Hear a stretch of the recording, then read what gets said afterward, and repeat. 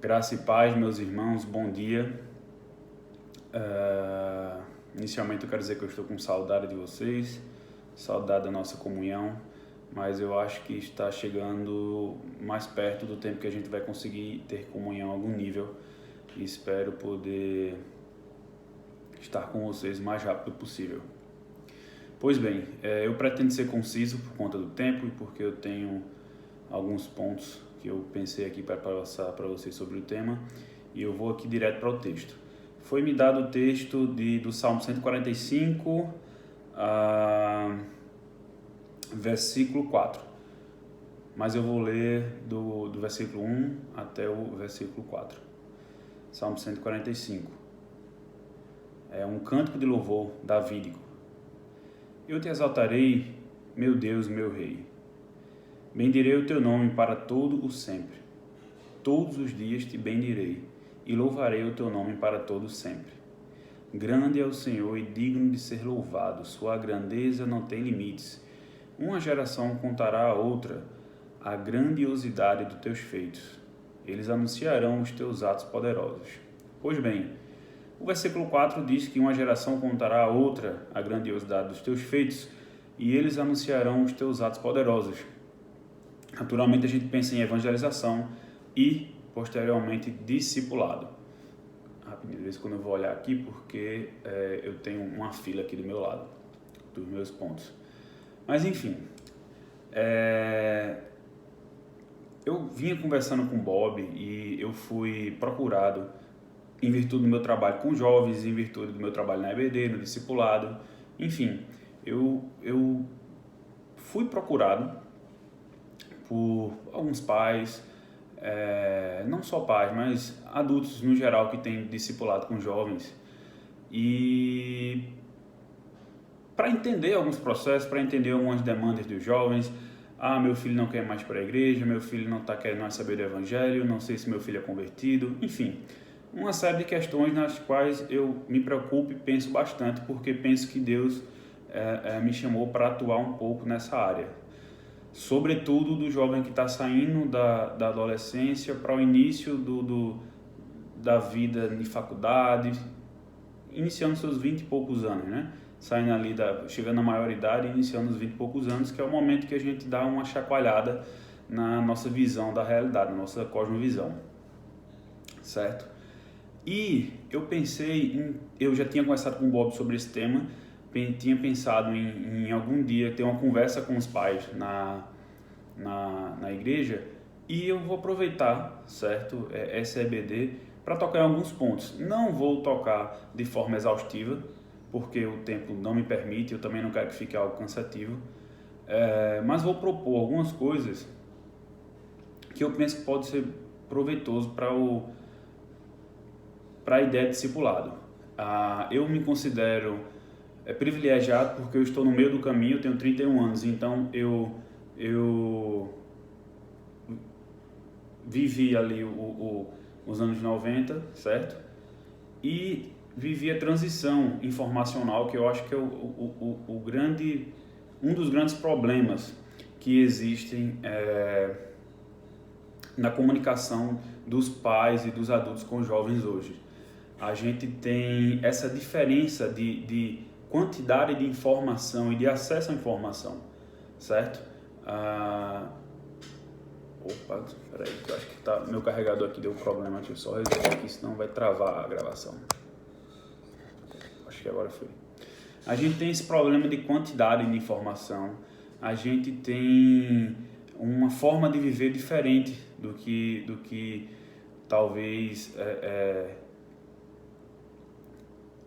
vocês, enquanto pais e adultos, experienciaram na década de 80, na década de 70, né, para o que a gente vê hoje. E isso gera alguns problemas. Por quê? Porque os jovens, eles têm, como eu falei, acesso a muita coisa, certo? A mente já desde novo, já pegado no celular, já cresce consumindo bastante informação e gera uma falsa sensação de experiência, uma falsa sensação de expertise para lidar com assuntos que eles ainda não estão preparados para dar. E, como se não fosse pior, e assim, eu não vou falar muito para jovens, mas eu vou só fazer um adendo. Você encontra influenciadores, professores, jornalistas que fazem questão de fazer proselitismo para o nada. O pastor Antônio Carlos Costa é um pastor reformado da Presbiteriana do Rio de Janeiro. Ele disse que é interessante como um niilista, ou seja, alguém que não acredita em sentido nenhum, que a vida não vale nada, faz tanta questão de fazer campanha e proselitismo do niilismo. Mas isso é o que acontece, certo? E, apesar de não fazer sentido nenhum, eu estar fazendo campanha de que a vida não vale nada, já que você acha que a vida não vale nada, não se importa com isso.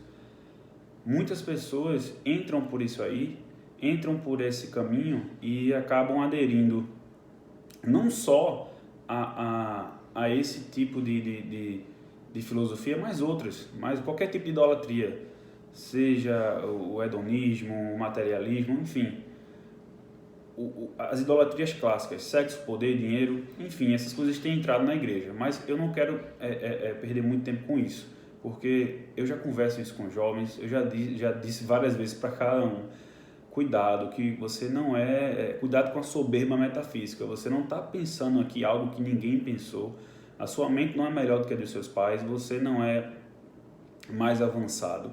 A gente precisa colocar o pé no chão e entender algumas coisas. Contudo, a gente precisa entender, enquanto adulto, e enquanto pais ou tios, enfim, a gente precisa aprender a canalizar, sabe?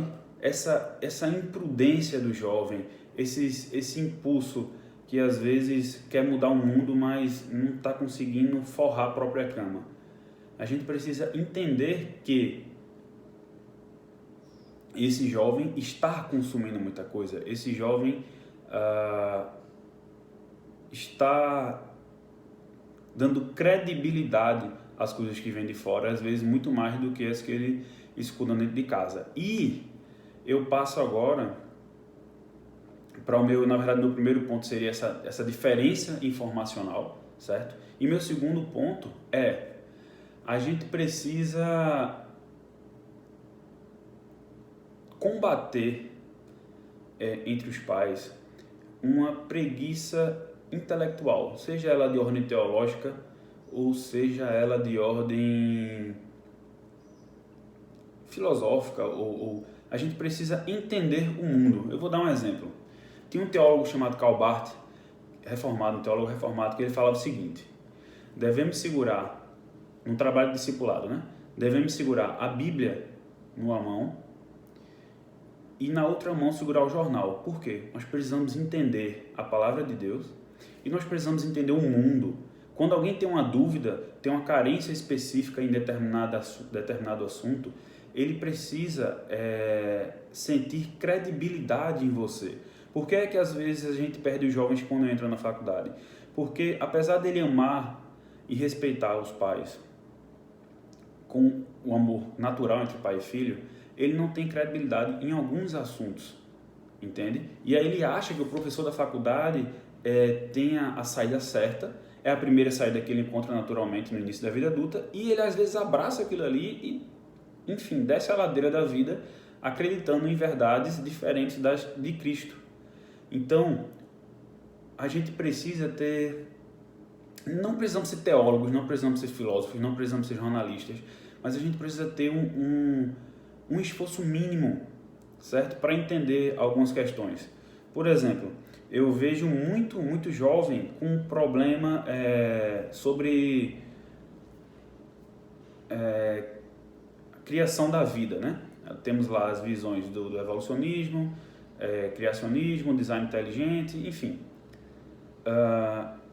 Eu já conversei com pais que não conseguem dialogar sobre esse tema com os filhos. Eu sei que vocês não precisam ser cientistas, mas vocês precisam, nós precisamos entender o Gênesis bem e dizer: filho, enfim, jovem, Gênesis não está ali fazendo um relato científico.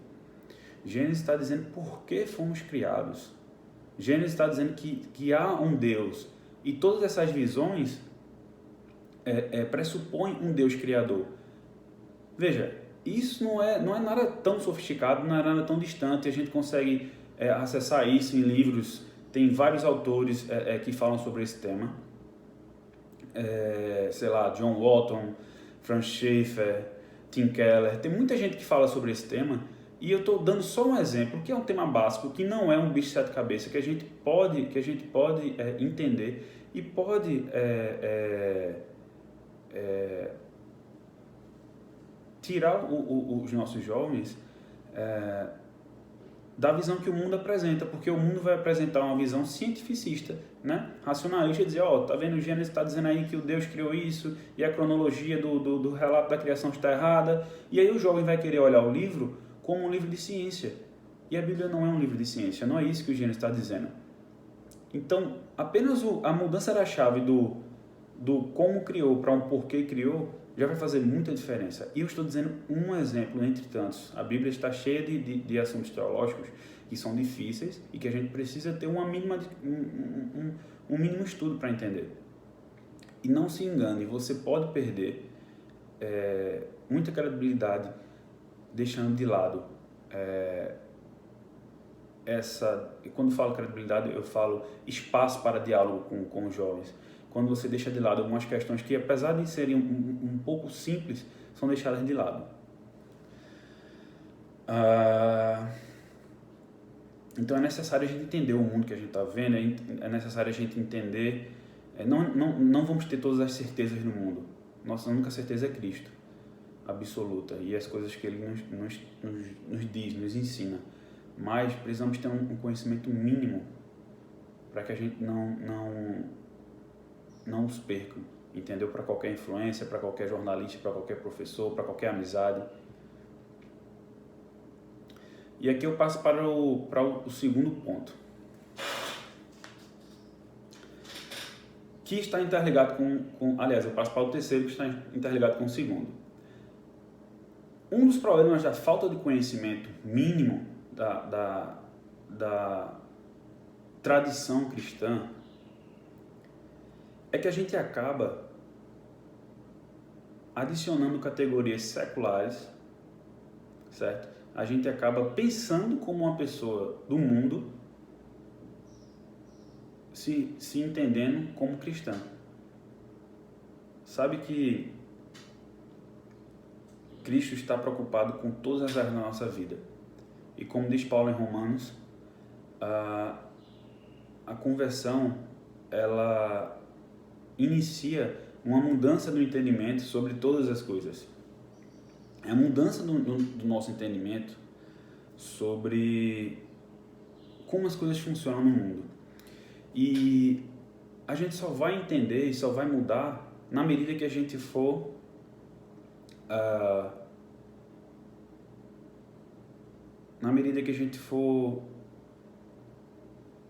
lidando com os temas, estudando alguns temas. Veja, eu preciso fazer um parêntese, e o que eu estou dizendo aqui não é que todo mundo precisa ser um filósofo ou um teólogo. Para ser salvo, você só precisa crer em Cristo, certo? Eu não estou preocupado com o seu nível de formação, eu não estou falando aqui para ninguém se tornar um teólogo ou um filósofo. Eu só estou dizendo que se a gente quer trabalhar melhor, a gente precisa ter um conhecimento mínimo. Como eu dei o exemplo de Gênesis, não precisa ser uma coisa tão distante. Contudo, a gente precisa ter esse conhecimento mínimo. E esse conhecimento mínimo nos gera uma defesa para que filosofias do mundo não invadam a nossa forma de viver, a nossa forma de enxergar a vida.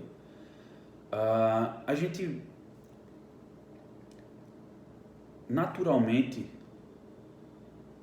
é invadido por essas formas se a gente não prestar atenção. Eu vou dar um exemplo, que é aquela velha questão do que estamos fazendo, do que estamos nos tornando e de quem nós somos, certo? Um exemplo claro. Existe uma febre hoje dos colégios preparatórios para vestibular, né? É uma verdadeira competição, inclusive bastante cedo para o jovem.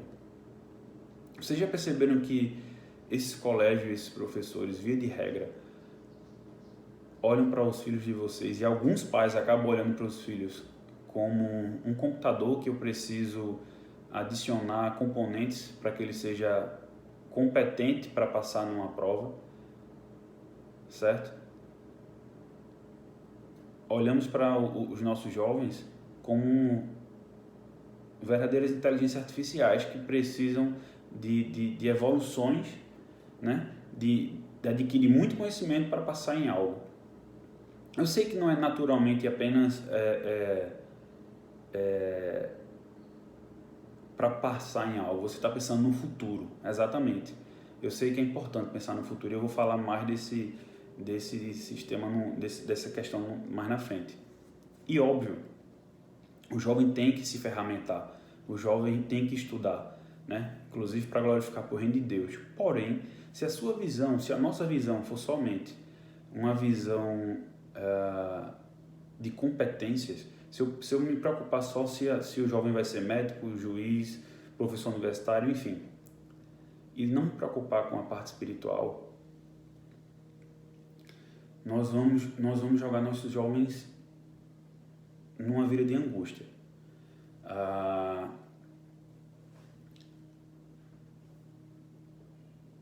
Vivemos na época da ansiedade, vivemos na época da depressão, e não é sem motivo. Muitas vezes a gente está preocupado em ferramentas para a nossa vida, em status para a nossa vida, e às vezes a gente está esquecendo da parte espiritual, que é a mais importante. Eu volto a dizer, eu não estou dizendo aqui que não podemos estudar, eu inclusive gosto bastante de estudar, não podemos estudar, não podemos entender melhor como as coisas funcionam, pelo contrário, precisamos entender. Mas nunca é o que eu estou fazendo, nunca é em que posição eu estou, é quem eu sou. Porque dependendo de quem eu sou em Cristo, eu vou conseguir ser um gari que adora Cristo e vive com propósito em Cristo. Eu vou ser um professor que adora Cristo, eu vou ser um médico que adora Cristo, eu vou ser um engenheiro que adora Cristo, eu vou ser um padeiro que adora Cristo. Porque é a única forma de chegar a algum lugar. Então, o mais importante nunca é olhar o que estamos entregando, o que estamos, em que local estamos deixando os nossos jovens. É muito importante saber o quem, sabe? É muito importante quem está se formando, o caráter que está sendo transformado. Sabe essa transformação que eu falei de Paulo? Se aquele jovem está tendo essa transformação no entendimento das coisas. Porque sem isso não vai adiantar. Isso está espalhado por aí. O colégio está preocupado com a posição do ITA ou do vestibular, e que bom se um jovem cristão consiga passar em primeiro lugar. Mas que junto com os estudos, a mente dele esteja sendo trabalhada em Cristo. Essa é a parte mais importante. Eu digo isso porque eu sei que é uma preocupação natural, e aqui eu já passo para o segundo ponto.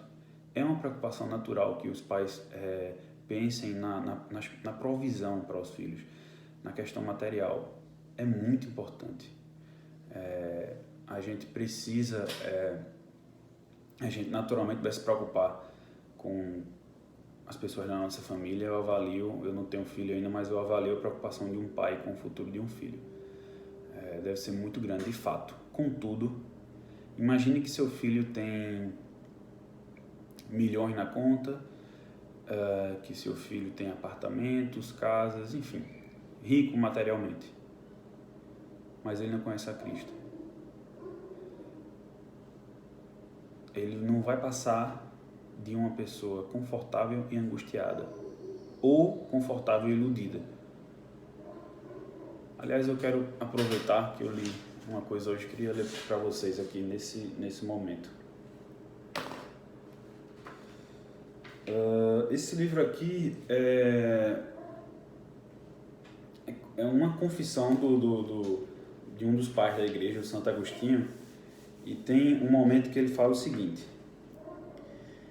criaste-nos para vós, e o nosso coração vive inquieto, enquanto não repousa em vós. Ou seja, não importa o quanto a gente vai buscar, não importa onde a gente vai, em que ídolo a gente vai, o que a gente vai conseguir nessa vida de material, se a gente vai ter, enfim, muito dinheiro, muito poder, muito status. Se não estivermos em Cristo, nosso coração não vai descansar. É natural. É natural. Eu sei que todo mundo aqui já deve ter passado por uma experiência de felicidade muito grande. Mas eu costumo dizer que toda felicidade fora de Cristo é desespero. Porque sem Cristo, qualquer felicidade é passageira. Qualquer felicidade é pó. Nós somos pó sem Cristo. Então a gente precisa entender, certo? Que apesar da necessidade e da provisão material ser importante, ela não vai resolver a vida de ninguém. Ela inclusive pode colocar a perder. Perceba que é tudo uma questão de equilíbrio. A gente não pode focar só no material, a gente não pode focar só na questão do estudo, certo? E o equilíbrio está em Cristo. Entender essas questões de maneira mais plena, de maneira mais sólida, para entender isso é necessário que a gente esteja em Cristo. E aí eu passo para o meu quarto ponto. A gente precisa se preocupar com o nosso coração. Eu preciso me preocupar com o meu coração como cristão. A gente precisa se preocupar como discipulador. Os pais precisam se preocupar com o próprio coração. Porque se a gente não estiver cheio de Cristo, a gente não vai passar outra coisa. A gente não vai passar Cristo para as pessoas, a gente vai passar outra coisa. A gente precisa estar cheio de Cristo. A gente só vai ensinar aquilo que a gente tem, aquilo que a gente vive. Aliás, outro dia eu li um artigo não, eu li uma discussão de teólogos falando sobre o conhecimento no Antigo Testamento, que sobretudo na primeira parte do Pentateuco, conhecimento tinha a ver com vivência. O verbo em hebraico que se usa para conhecer tem a ver com experiência, ou seja, tudo que a gente vai passar, a gente precisa viver. E a gente precisa cuidar do nosso coração, para que, sem querer, a gente não comece a pensar com categorias seculares, sabe? Sem querer, a gente passe a se preocupar de maneira demasiada com as coisas erradas, sempre voltando para o equilíbrio. Meu quinto ponto precisamos entender as demandas e os momentos dos nossos filhos e dos nossos jovens. O que é que eu quero dizer? Por exemplo, é sabido, a psicologia moderna e a Bíblia também direciona para esse lado, naturalmente, que o nosso coração, a nossa vida precisa de rotina, precisa de hábitos, e hábitos saudáveis. Então, quando eu tenho hábitos saudáveis que vão formar o nosso caráter. Então, quando eu tenho uma criança aí dos 0 até os 12, 13, 14 anos, é bom que a gente leve, e às vezes até que dê bronca para ir para a igreja. De fato, é bom que isso aconteça. Naquele tempo é importante, nesse tempo é importante. Agora, precisamos sentir quando o jovem começa a dar uma virada intelectual. Enfim, cada um vai ter seu tempo, mas a partir dos 15, 16, 17 anos, começa o tempo que não adianta a gente, vou lhe dar uma surra, vou lhe amarrar num carro, vou trazer para a igreja. Porque a gente vai estar, talvez, perdendo ele nesse momento. É lógico que isso aí vai muito do sentido de cada um, vai muito da experiência de cada um. Mas por que eu tô falando isso? Porque às vezes o jovem está só esperando a independência para ir embora. Entende? Para ir embora da igreja, para não viver mais. Então, uma experiência forçada mais vai subsidiar desculpas dele, mais vai servir de desculpa para não ir para a igreja, do que vai auxiliar na formação espiritual. Agora, a gente volta para o ponto anterior. Se você levou ele desde novo para a igreja, ele entendeu que aquilo era bom. E o principal, que eu não falei até agora, se dentro de casa nós vivermos como aqueles que conhecem e vivem a cada momento da nossa vida para Cristo, aí sim teremos um exemplo arrebatador. É muito básico. De pé de jaca não vai nascer manga. De pé de jaca só nasce jaca. Então, não queira que seu filho tenha um comportamento cristão que é eticamente organizado e vai afastar de alguns problemas, se você não tem, sabe? É aquele exemplo. Vamos sair agora dos jovens, vamos para o exemplo de, sei lá, tem um exemplo que Paulo Bosch Júnior uma vez deu, da mulher que ora para que o marido não beba mais. Aí ela orou, e o marido parou de gastar tempo no bar. E agora ele está gastando muito tempo na igreja. Aí ela agora está com raiva de Deus porque ele está gastando muito tempo na igreja. Ou seja, ela estava querendo que o marido se convertesse a ela e não a Jesus. Certo? A gente não pode querer levar os filhos da gente só simplesmente para, ele vai ter uma vida aqui na igreja, não vai se envolver imediatamente com drogas, não vai... Não. Isso é reflexo de um coração que se entregou a Cristo. Isso é reflexo de uma mente que está se transformando para Cristo. E é natural. Esse é o principal. Eu não posso pegar os acessórios, por mais que sejam bons, e colocar no lugar do principal. Vai dar errado. Eu preciso entender esse tempo. Eu preciso entender essas demandas. Eu preciso entender as perguntas. Não é fácil. Tudo isso que eu estou falando, para viver, é bem difícil às vezes. Contudo, se a gente pedir sabedoria a Deus, se a gente entender, inclusive, que a nossa luta não é só com os poderes desse mundo, a gente vai tratar e trabalhar isso de maneira mais tranquila. E o principal, e você percebe que todos os pontos se interligam, é a gente ter essa convicção primeiro. Porque se a gente está querendo fazer da igreja uma agenda também, não vai adiantar. O seu filho vai entender, vai notar na sua vida, quando você não for uma pessoa convertida e Deus seja só uma muleta metafísica porque resolve a questão da morte, ou às vezes eu imagino que dando um dízimo eu vou receber algo de volta, né? Enfim, você pode ter Deus só como uma muleta metafísica, Deus como banco. Tem muitas formas erradas de visualizar Deus. E Deus está procurando uma família, Deus está procurando pessoas que o adorem, certo? Então, a gente precisa entender a forma de tratar esses jovens, a gente precisa entender o tempo que a gente vai forçá-los a ir para a igreja, e a gente vai entender o tempo que a gente vai apenas orar. E eu vou dar um exemplo. O pastor John Piper, eu acho que muita gente conhece John Piper. Ele disse que lá pelos 20 anos do filho dele, o filho dele decidiu sair da igreja. Veja, filho de um pastor, de um dos homens de Deus mais marcantes do nosso século. E como eu falei, 20 anos, ele, cresci na igreja, aprendi muita coisa, meu pai é homem de Deus, mas decidi sair da igreja. E John Piper disse que ele passou 3 anos afastado. E tudo que ele fazia era orar. Ele orava e por vezes chorava. Mas ele confiava e entregava a Deus. E aqui eu quero passar para meu último ponto, que já vai dando meia hora, e eu não quero passar muito disso.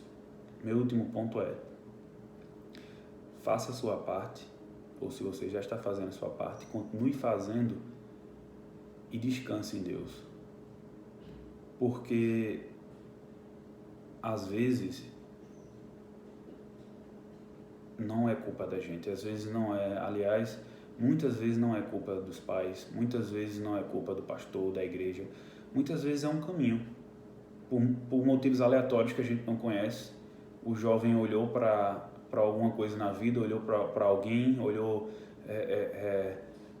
para alguém que ele admirou, porque nós seres humanos trabalhamos com mimética, nós imitamos aquilo que a gente entende que é bom, certo? Por isso precisamos ser imitadores de Cristo. Então, nós reproduzimos aqueles comportamentos que a gente pensa, que nós entendemos como adequados. Então, em algum momento, uma pessoa, sei lá, vão existir famílias que, sei lá, tem 5 filhos. Inclusive, eu vi outro dia um teólogo chamado James K. Smith, que ele tem 4 ou 5 filhos, eu acho.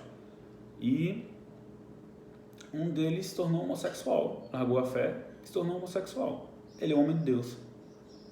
Ele certamente deu a mesma educação para todos, mas não sabemos por que motivo um deles se desviou da fé. Às vezes temos 2 pessoas na mesma família, 2 filhos, criados da mesma maneira, com os mesmos exemplos dentro de casa, mas um filho resolveu olhar para fora, olhar para outro lugar. E aí a gente não pode fazer nada imediatamente, só continuar amando bastante, orando e pedindo sabedoria a Deus, para entender os espaços que teremos porventura para falar da palavra. E aí a gente volta para o ponto 2, precisamos ter ferramentas de Cristo, porque uma coisa é verdade, a realidade ela é criada por Deus, e por mais que você tente esticar, uma hora você vai bater, ela não vai aguentar a nossa forma de vida se for fora de Cristo. Então, uma hora o nosso coração vai precisar descansar em Deus. E nesse momento a gente precisa ter ferramenta para mostrar que grande, conforme diz o Salmo, grande é o Senhor e digno de ser louvado. Sua grandeza não tem limites. É nele que o nosso coração vai descansar. E eu digo por experiência própria que a gente pode procurar bastante, a gente pode, como jovem, pesquisar muitas filosofias. Eu basicamente já tentei viver pelo nada e acreditar no nada. Mas de tanto olhar para o nada e não ver sentido, eu percebi que existia um tudo. Um Senhor digno de ser louvado. E esse Senhor é Jesus Cristo. E a minha oração é que a gente possa ter ferramentas para trabalhar com jovens, é que a nossa igreja seja um lugar de discipulado e evangelização dessa parcela tão amada por Cristo.